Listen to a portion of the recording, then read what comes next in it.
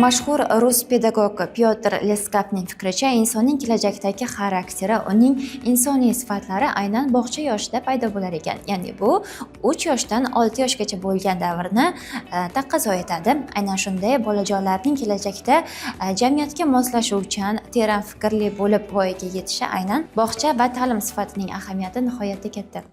3 yoshdan 7 yoshgacha bo'lgan bog'cha yoshi bolalikning katta bir qismini tashkil etadi. Asosan shu davrdan boshlab bolaning mustaqil faoliyatlari rivojlanadi hamda shaxsiy individual xususiyatlari shakllanadi. Bog'chada bolalarning birgalikda ta'lim-tarbiya olishi, o'ynashi va ovqatlanishi ularda jamoat tuyg'usini yuzaga keltira boshlaydi. Guruh bo'lib bir o'yinni o'ynash yoki boshqa vazifani bajarishda o'z xatti-harakatlarini kelishib olish, rollarni taqsimlash va bir-biriga yordam berish kabi jamoa hayotiga oid fazilatlar namoyon bo'la boshlaydi. Biroq bog'cha yoshidagi davrda bolalar jamoaga endigina kirib kelayotganini unutmaslik lozim.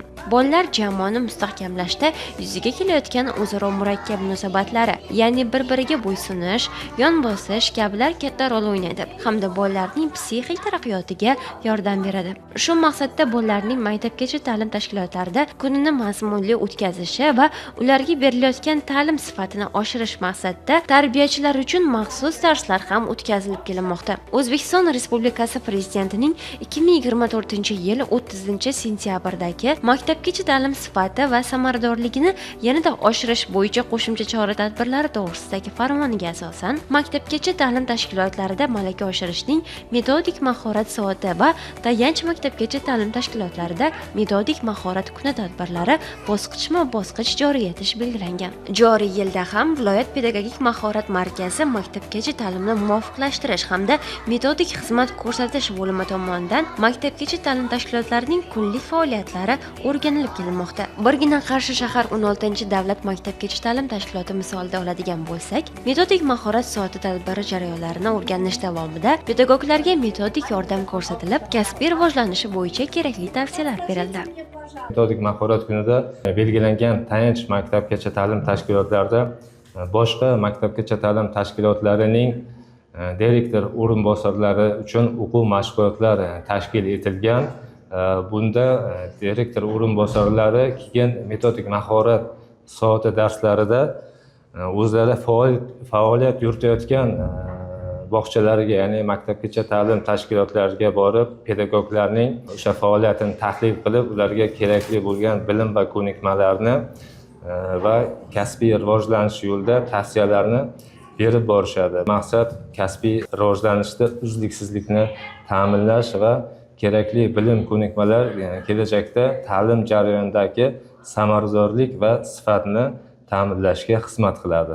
O'rganish jarayonida shunga amin bo'ldimki, bolajonlarimizning bo'sh vaqtlari bekorga o'tmas ekan. Ya'ni ularning mental arifmetikadan shug'ullanib olishlari, rus tilida, ingliz tilida bemalol so'zlay olishlari menda juda katta qiziqish uyg'otdi. Bundan tashqari yana sport to'garaklari ham mavjud bo'lib, bolajonlarimiz bemalol karate sport turi bilan bemalol shug'ullanib olishdi. Bundan tashqari bog'chada hamma sharoitlar yaratilgan bo'lib, bog'cha tarbiyalanuvchilari musiqiy tanaffuslarda, musiqiy dam olishlarda, har xil to'garaklarda bemalol qatnasha olar ekanlar. Bolajonlarimizni mana shu kirish jarayonida juda katta qiziqish bilan, faollik bilan, samimiy kirib kelishlarini ko'rib, o'zim ham juda xursand bo'ldim. Bog'cha tarbiyachilari ham juda faol, samimiy, tashabbuskor bolajonlarimiz bilan juda chiroyli ruhda ishlashmoqda. Psixologik, pedagogik yondashmoqda. O'rganish jarayonlarimiz ham hali yana davom etadi. Qarshi shahar 16-davlat maktabgacha ta'lim tashkiloti 2022-yil o'z faoliyatini boshlagan bo'lib, bugungi kunda 17 ta pedagog faoliyat olib boradi va 180 nafar bola tarbiya oladi. Ushbu maktabgacha ta'lim tashkilotida bugungi kunda metal arifmetika, rus tili, ingliz tili, karate kabi to'garaklar ham ish yuritadi. Bolalarga ilk qadam davlat dasturi asosida mashg'ulotlar olib borilmoqda. Bog'changiz yoqadimi sizga? Ha, yoqadi. Nega bog'chaga kelgisi keladi? Bog'cha bani yaxshi qaraydi, ovqat beradi, o'ynatadi. Shuning uchun bog'chamni Bog'chada kun bo'yi nimalar qilasizda? Ishlayman, ovqat yeyman, o'ynayman. Kelajakda kim bo'lmoqchisizda? Doktor bo'lmoqchiman. Chizishdi, o'rgatadi. Hozir nimalar chizyapsiz? Kuzgi daraxti, Kuzda daraxtlar qanday rangda bo'ladi? sariq, qizil, Sizga qaysi fasl yoqadi o'zi? kuz fasli. Yomg'irlar yog'adi kuz fasliga, daraxtlar sarg'ayadi. Nimalar yoqadi sizga? O'yinchoqlari, darslari, yozuvlari chizganimiz, rasmlar chizganimiz. Qaysi bog'cha opingiz ko'proq yoqadi? Mahliyo opam. Rasmlar chizamiz, guvash bilan bo'yaymiz, topishmoqlar topamiz. Televizor ko'ramiz, darslar yozamiz, dizmolar. Nimalar qilasiz bog'chaga har kuni? O'ynayman. O'yinchoqlar. Qaysi bog'cha opingizni yaxshi ko'rasiz? Ajabamni. Nima uchun Aziz opingizni yaxshi ko'rasiz? Chunki ajabam, chunki narsalar o'rgatadilar. Nima narsalar o'rganasiz? Rasm chizish. Gapirasizmi siz? Nimaga gapirmaysiz?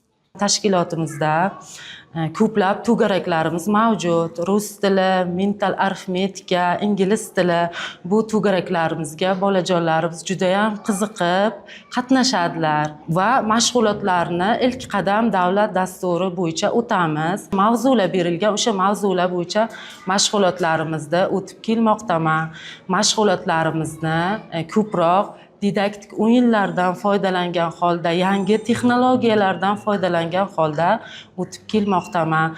Chunki bolajonlarimiz juda ham qiziqadi. Ayniqsa didaktik o'yinlarga qiziqadi. Didaktik o'yinlar bolajonlarni masalan aqlini charxlaydi, xotirasini yaxshilaydi. Ular bu o'yinlar tufayli ranglarni farqlaydi, sanashlarni o'yin orqali o'rganishadi. Nutqida nuqsoni bor bolajonlarimiz bilan logopedimiz bor. Logopedimiz albatta shug'ullanadilar. Keyin psixologimiz bor. Yana psixologimiz ham shug'ullanadi bolajonlarimiz bilan. Bolajonlarimiz yaxshi, kayfiyatlari a'lo, mashg'ulotlarga juda ham yaxshi qatnashadi. Faol, har tomonlama faol. Shuni alohida ta'kidlash joizki, bolajonlarning kelajagi bog'chadan va unga berilayotgan e'tibordan boshlanadi. Uning jamiyatga tez moslashishi, kirishimli va teran tafakkur qila olishi uchun ham bog'cha va undagi ta'limning ahamiyati nihoyatda beqiyosdir.